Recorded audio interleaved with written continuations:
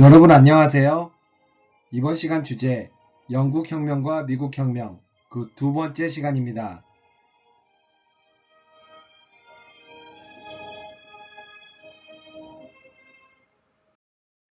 미국혁명 학습 목표 미국의 독립전쟁이 혁명으로 발전한 과정을 알아보고 혁명 이후 성립된 미국의 정치 형태에 대해 파악할 수 있다. 북아메리카 지역에 많은 청교도들이 이주했었고 영국의 중상주의 정책 강화에 북아메리카 주민들이 저항을 하면서 미국 혁명이 일어났죠. 그럼 미국 혁명의 배경을 먼저 살펴보겠습니다. 북아메리카의 정세입니다. 17세기에 많은 유럽인들이 신앙의 자유와 경제적 기회를 얻기 위해 북아메리카로 이주했었죠. 지난 시간에 배운 메이플라워 호를 타고 건너온 필그림 파더스 기억나죠? 18세기가 되면 이들이 북아메리카 동부 해안 지역에 13개의 식민지를 건설하였고 독자적인 의회와 자치권을 가졌습니다. 한편 영국은 프랑스와의 7년 전쟁으로 재정난이 심화된 상황이었습니다. 7년 전쟁은 영국과 프랑스가 북아메리카의 패권을 둘러싸고 아메리카에서 벌인 전쟁으로 영국이 이기기는 했으나 영국 역시도 비용 소모가 만만치 않았죠. 전쟁에서 패한 프랑스인들은 현재 캐나다의 퀘벡주에 모여 살게 되었습니다. 그래서 지금도 퀘벡주는 영어와 프랑스어를 공용어로 사용하고 있죠. 아무튼 영국 정부는 심화된 재정난을 메꾸기 위해 식민지에서 뽑아먹기로 합니다. 즉 식민지에 인지세, 차세와 같은 각종 관세를 부과하여 식민지에서 부족한 재정을 뽑아먹으려 했죠. 이것이 바로 영국의 중상주의 강화입니다. 여기서 인지세는 법적 문서, 신문, 도서 등 모든 종류의 문서에 인지를 붙이도록 한 것인데 이 인지에 대한 값을 매기는 거죠. 이것을 당연히 착취라고 생각한 식민지 주민들은 저항을 했죠. 대표 없는 곳에 과세할 수 없다. 즉, 우리 식민지 쪽에서 뽑은 영국 의회 의원이 있는 것도 아닌데 왜 니네가 이렇게 세금을 함부로 부과하느냐 이거죠. 그래서 니네는 우리에게 세금을 함부로 부과할 권한이 없다 이런 거예요. 그러면서 납세 거부 운동, 영국 상품 불매 운동을 벌이게 됩니다. 결국 영국 정부는 인지세 등의 각종 관세는 없애기는 했지만 차에 대한 세금만은 포기하지 않았습니다. 계속해서 국책회사인 동인도 회사에 차 독점 판매권을 부여했는데요. 당시 영국인들에게는 차는 생필품과 같은 것이었는데 식민지 주민들도 영국에서 어차피 왔잖아요. 그래서 이 불만은 사그라들지 않았습니다.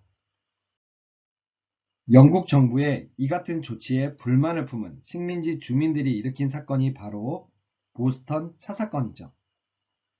식민지 주민들이 인디언 복장을 하고 보스턴항에 정박 중인 영국 선박을 습격하여 차를 바다로 던져버린 사건입니다. 상식으로 하나 알아두자면 이후 미국 사람들은 저항의 표시로 차 대신에 커피를 마시기 시작하면서 커피 문화가 시작되었죠. 아메리카노, 유명하죠.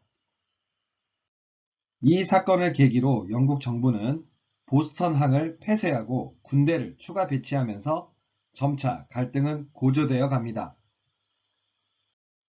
식민지 대표들은 필라델피아에서 모여서 제1차 대륙회의를 개최했는데요. 결국 영국 정부에 맞서기로 합니다. 긴장감은 팽팽해졌고 갈등이 최고조로 이른 이러한 상황 속에서 보스턴 근교 렉싱턴에서 영국군과 식민지 민병대 간의 충돌이 일어나면서 미국 독립전쟁이 시작되었습니다. 렉싱턴 지도를 통해 확인해 보시죠.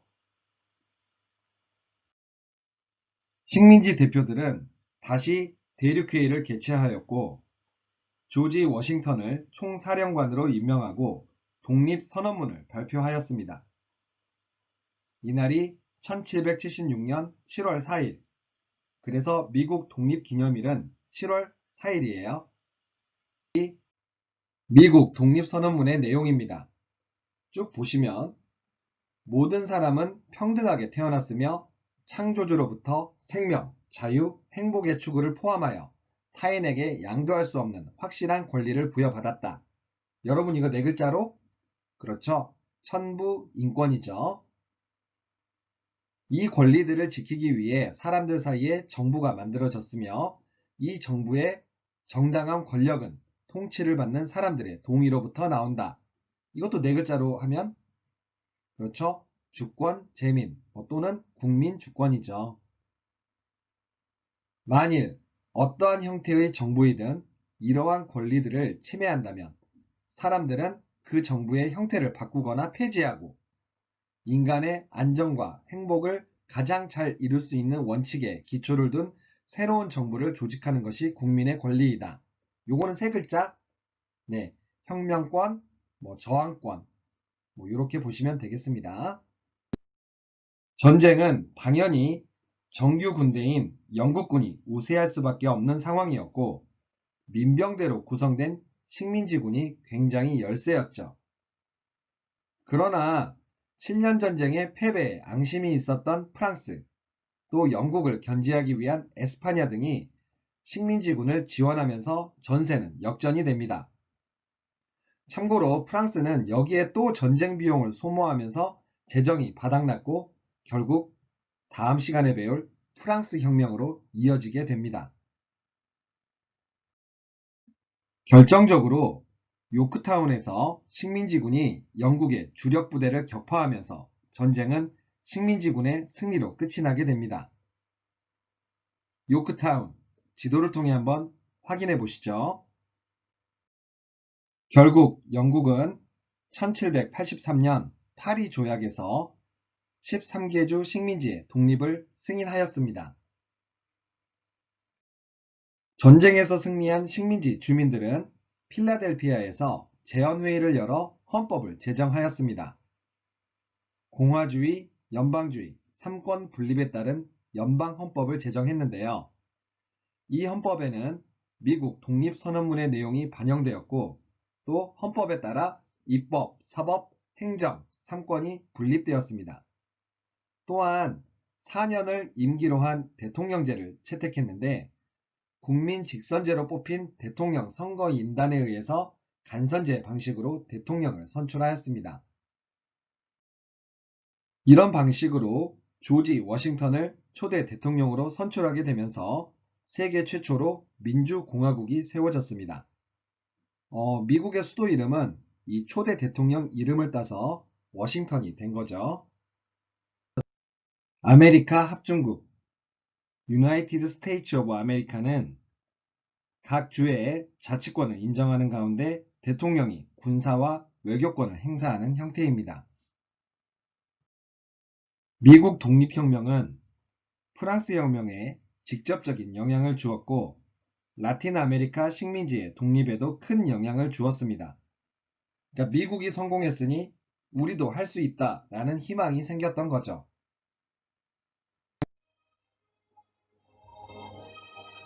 이렇게 미국 혁명을 알아봤습니다. 다음 시간에는 프랑스 혁명에 대해 이어서 수업하겠습니다. 여러분 고생하셨어요. 안녕.